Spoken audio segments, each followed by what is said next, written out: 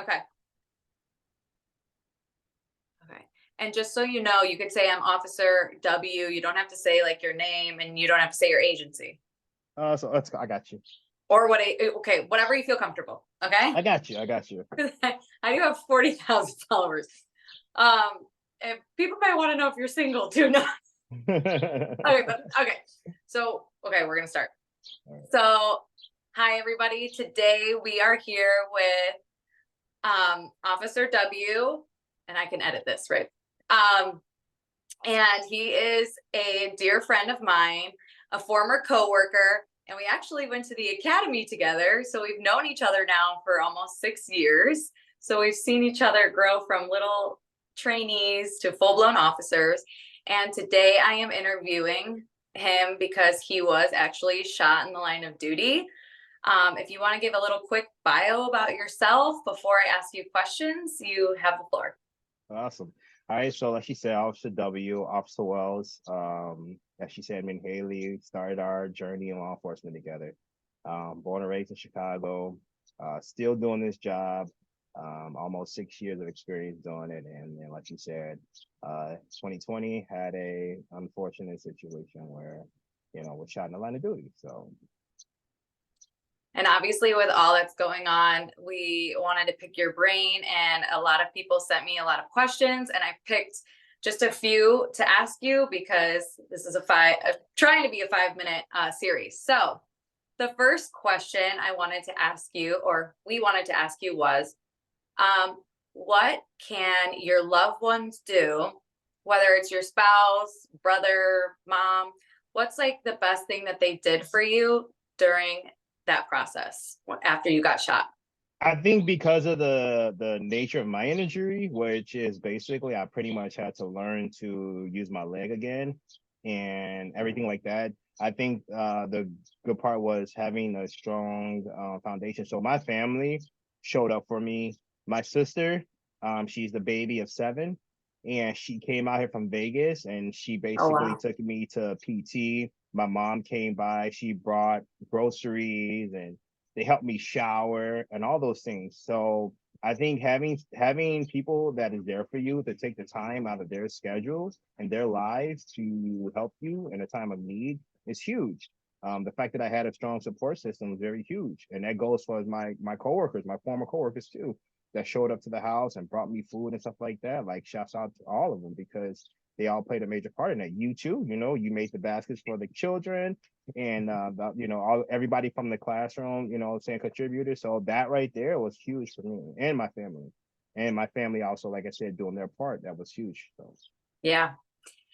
Okay, another question. After you were shot, mhm. describe the adrenaline and describe the feeling of when you actually realized that you were shot. Oh, so you feel that pain right away. Your body kicks into survivor mode. And let me just tell you that like your body will do things, you'll do things that you didn't realize that you've done. And so in that instinct, for me, my body had did some things that I didn't even think it did when it came to me like putting myself to cover. Yeah, my body was on go mode. You feel the pain right away. The adrenaline does kick in right away. And then when that adrenaline does wear down, man, you feel everything. And let me just tell you, like, it's not a pleasant feeling whatsoever. My leg was on fire. I would have thought that I was literally on fire. Wow. And you were shot how many times? Just one time, even though that guy shot about 17 rounds. Wow. Yeah. Wow. Okay, another good question.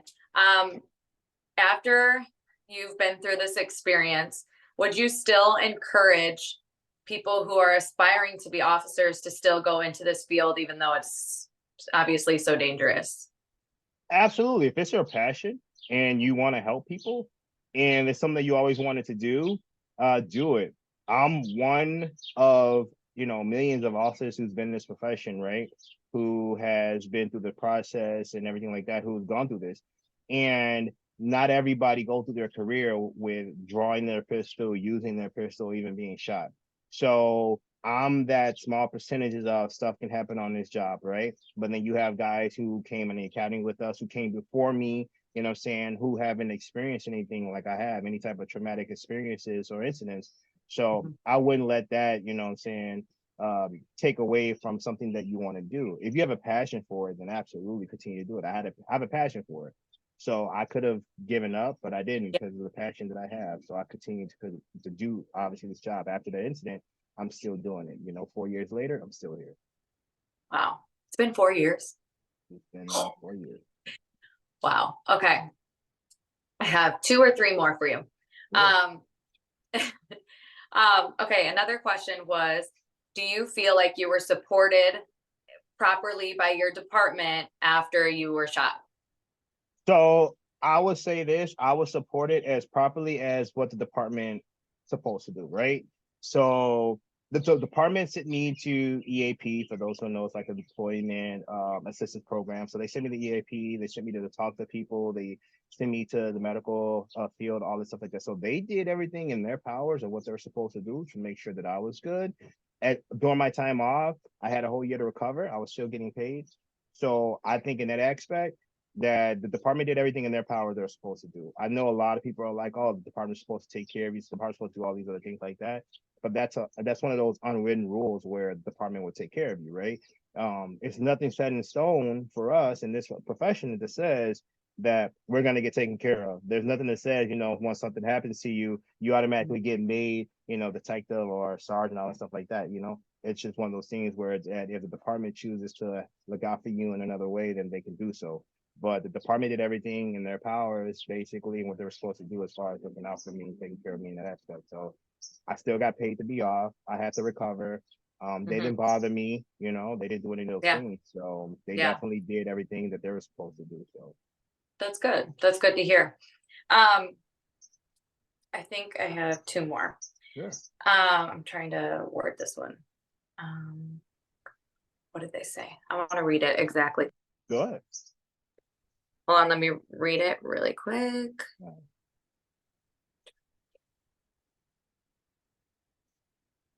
Where is it? Where is it? Oh, I got it. Okay. Sorry. Okay. Next, we cut that out. All right. Next question. Post incident, what is your biggest takeaway from being shot? I think post incident, for me, it was um getting out of a dark place. I'll tell you that for me personally, that I was definitely in one of those places because I never thought that doing this career in short little time, this happened to me at the 2 year mark of my career, right? So it Right. was so early in the career that I was just like, you know, I'm like to myself, you know, I have my family, I have my kids, you know, this should have never happened to me, that type of mentality. So, you know, I was kind of mad at the world for it. Yeah. But, you know, thanks to everyone that was there for me, my family, even my children, my coworkers coming to check on me. I think that pretty much like helped me get out of that dark place.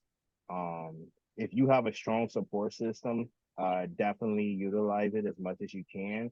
And then if you're one of those people that can be a support system for someone, if they're going through some type of incident, definitely be there. Because let me just tell you, if you don't have that support system, you can spiral and go out Yeah. and do and have a lot of, you know what I'm saying, as they say, like demons that basically tell you to do a lot of things, you know, like I wanted to drink every day, you know what I'm saying? Like I wanted to do all these things, but that wasn't me.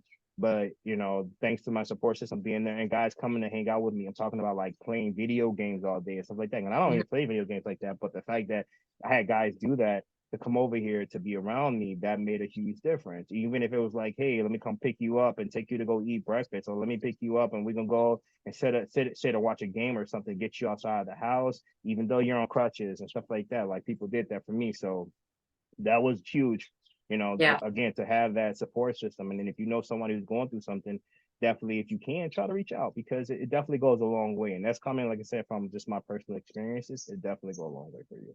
And even if it was someone like you weren't even close with reaching out to you, it meant something to you.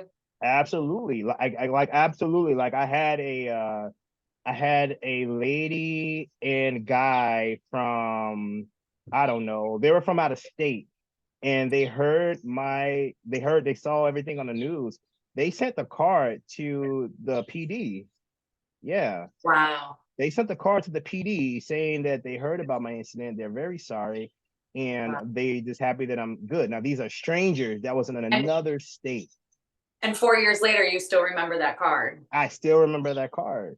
Because I was just like, Yeah. I don't know these people, and these people don't know me. And they saw what happened to me on the news in another state, and they reached out. They found the way to reach out, and they sent it to the department like, hey, we want to send this guy a card saying that we are behind him, we support him. We don't Wow. know him, but I got that was chills. huge. That was huge Wow. for me because I was like, these are strangers, and they Wow. found a way to reach out to me. You know. Wow. I literally have the chills. That's amazing. Um, I want to kind of put this at the beginning too. If you want to give a brief synopsis of Mhm. the call and what Sure, happened, real quick. Okay. absolutely.